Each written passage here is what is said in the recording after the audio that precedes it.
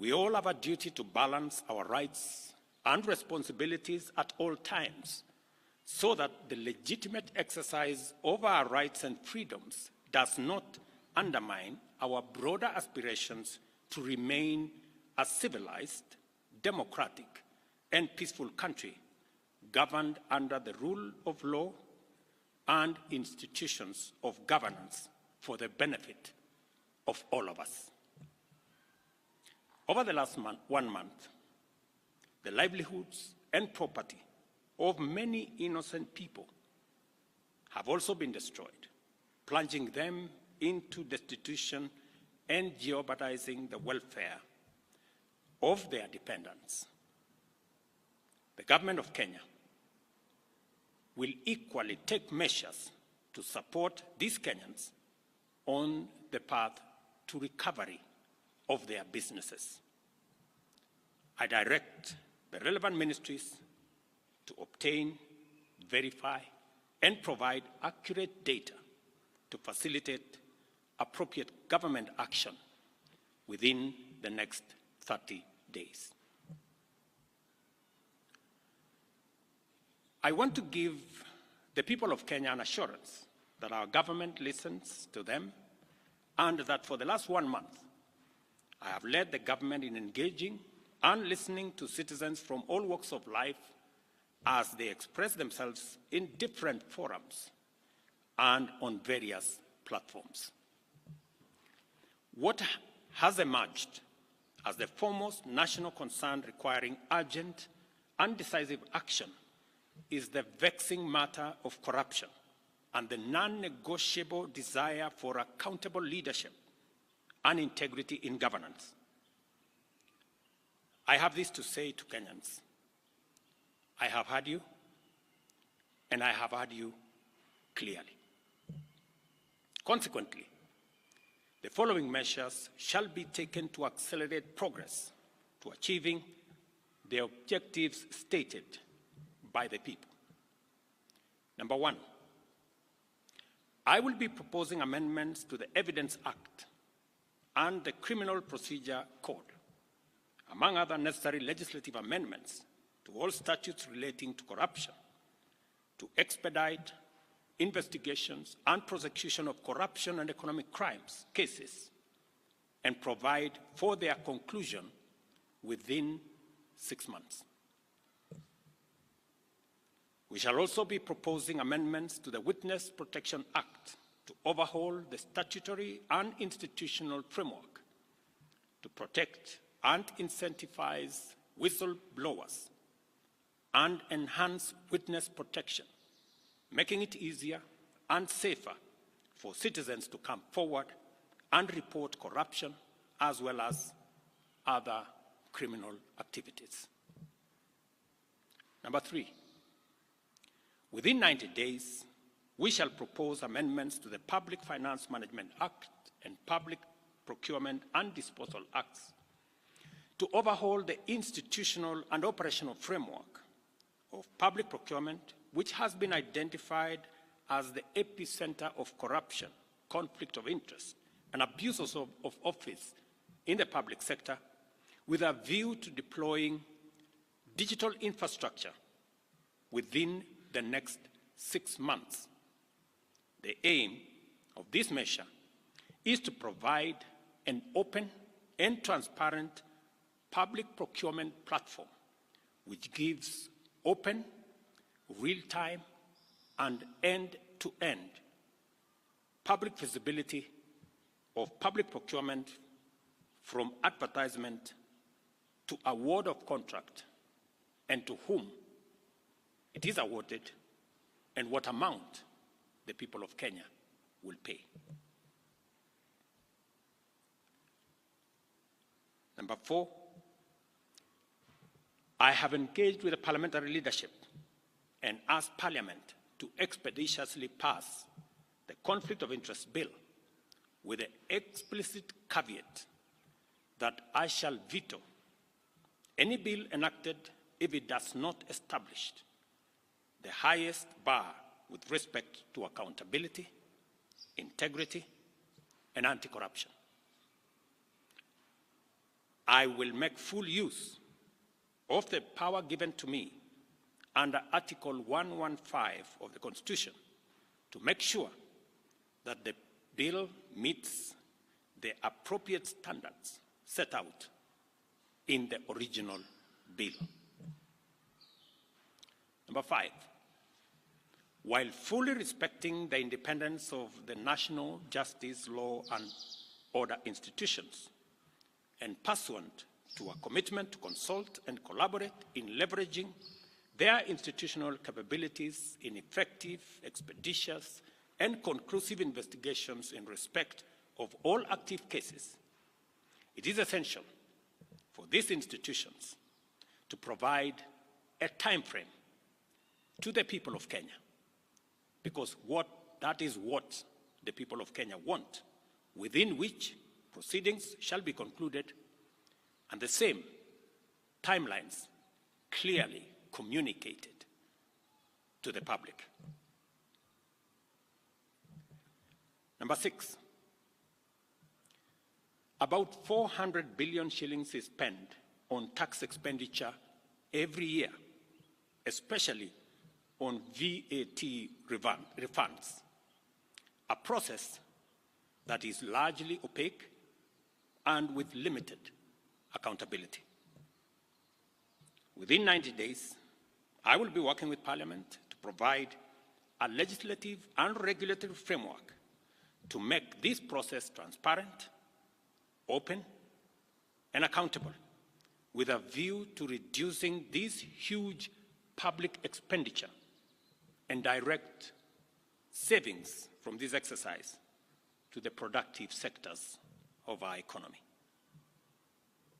This is going to be a very important exercise of engaging Parliament in consultations with the people as to whether it is right for us to spend 400 billion Kenya shillings every year collected from the people of Kenya to pay a few companies on matters of VAT refund.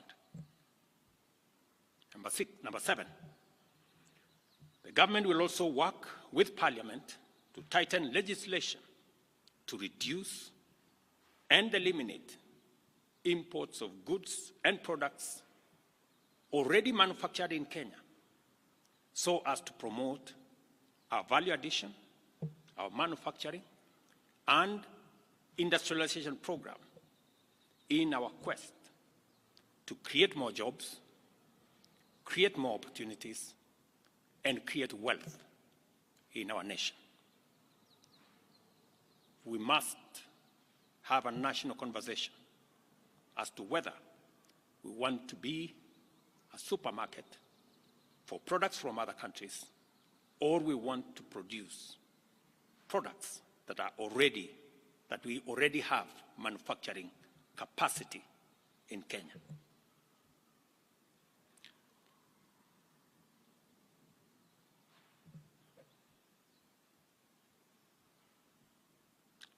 In my last address to the nation, I undertook to consult a broad spectrum of stakeholders from all sectors, levels, and regions in order to constitute a broad-based government.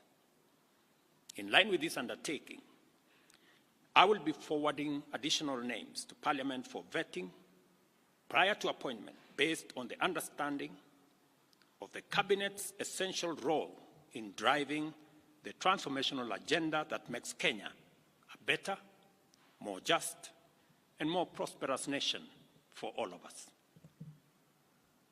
Once constituted, the new cabinet will steward our transformation agenda that is already in place in providing effective and efficient public services, expanding opportunities for employment and wealth creation, and creating a tide that lifts every boat.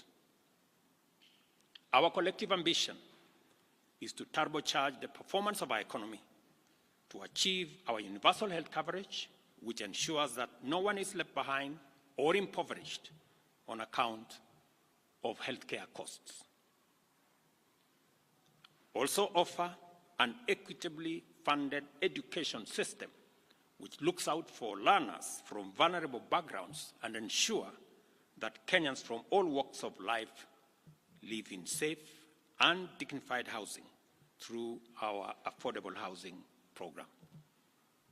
Additionally, our transformation agenda commits to provide reliable clean water, last-mile connectivity of electricity, and to secure more business opportunities for enterprises and employment opportunities for our young people, both here at home and abroad.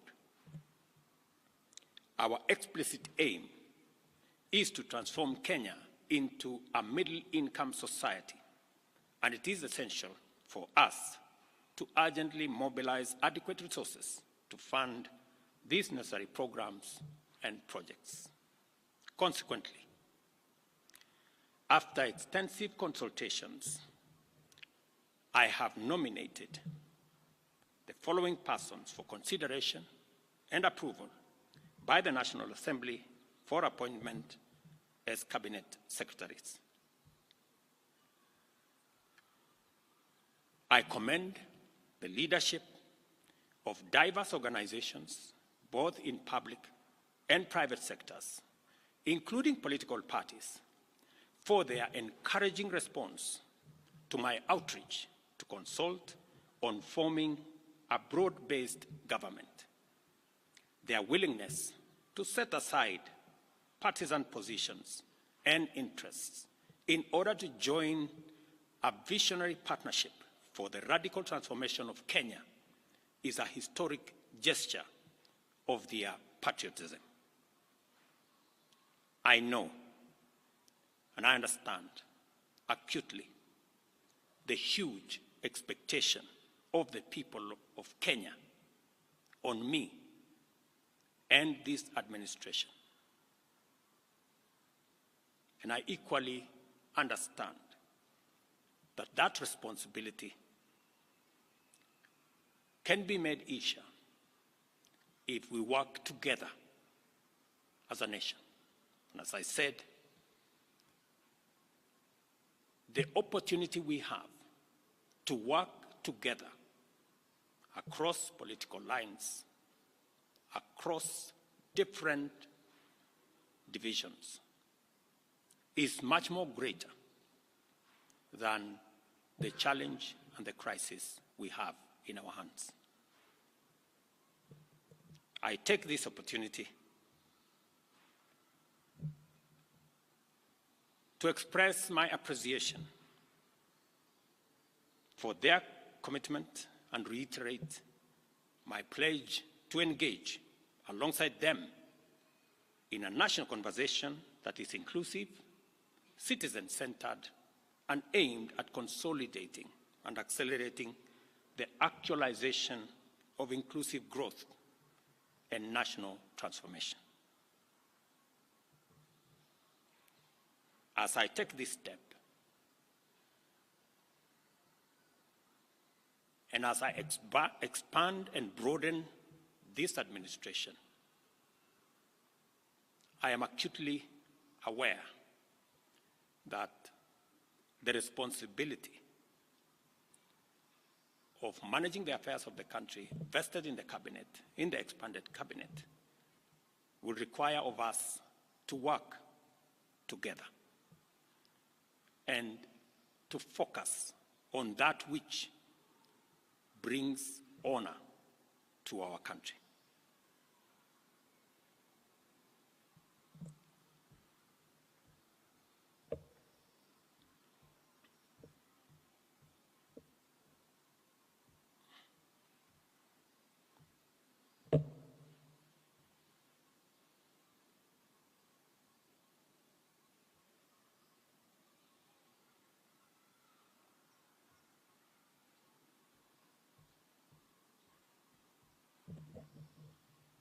I will shortly give you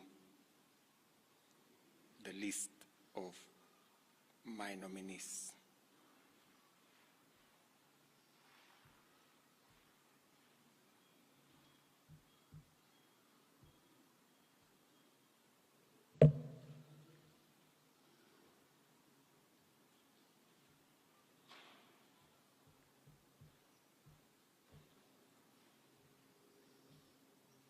Just hold your horses.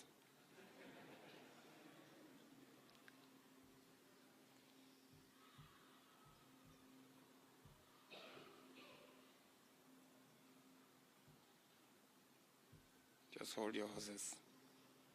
Great.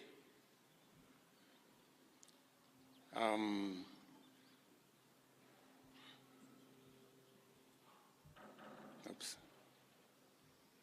That's the old list again.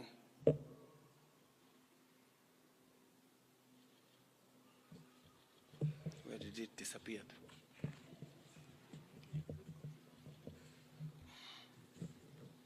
I think this is the problem of making it very confidential and not allowing many people to have a look at it. As you're all aware, the list I sent to the National Assembly, I have since amended so that Roslinda Soipan Tuya now goes to the Ministry of Defense. The Honorable Aden Baredwale moves to Environment, Climate Change, and Forestry. I have now forwarded the name of John Mbadi Ngongo to the Ministry of National Treasury and Economic Planning. Salim Mvuria Mgala, Ministry of Investment, Trade and Industry. Ms. Rebecca Miano, Ministry of Tourism and Wildlife. The Honorable James Opio Wandai, Ministry of Energy and Petroleum. The Honorable Onesimus Kipchumba Murkomen, Ministry of Youth Affairs, Creative Economy and Sports. The Honorable Hassan Ali Joho, Ministry of Mining, Blue Economy and Maritime Affairs. The Honorable Dr. Alfred Nganga Mutua, Ministry of Labor and Social Protection. The Honorable Wycliffe Ambetsa Oparanya, Ministry of Cooperatives and Micro, Small and Medium Enterprise Development. The Honorable Justin Bidan Njoka Muturi, Ministry of Public Service and Human Capital Development.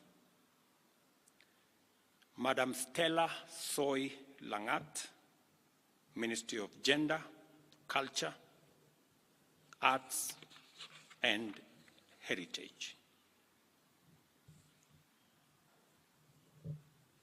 I am still working on the other pending nominees, and I will be announcing them shortly.